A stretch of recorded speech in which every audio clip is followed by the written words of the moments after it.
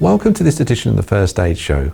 In this video, we spoke to Professor Sam Mohiddin, a consultant cardiologist, while filming our ToBe Heartsafe training course, and asked him, why is CPR training so important?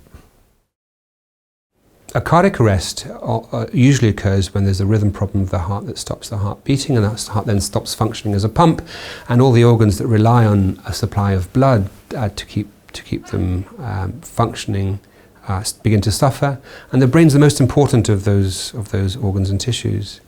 And the longer the brain is without a blood supply, the less likely it is to recover if the heart's restarted. What CPR does is buy more time. CPR results in pushing blood and oxygen through the circulation effectively by pumping the chest.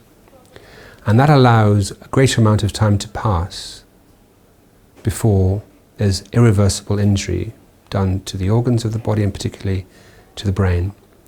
And so CPR gives the person who's had a cardiac arrest a greater chance not just of surviving, but of surviving well, because it's all about protecting the function of the brain.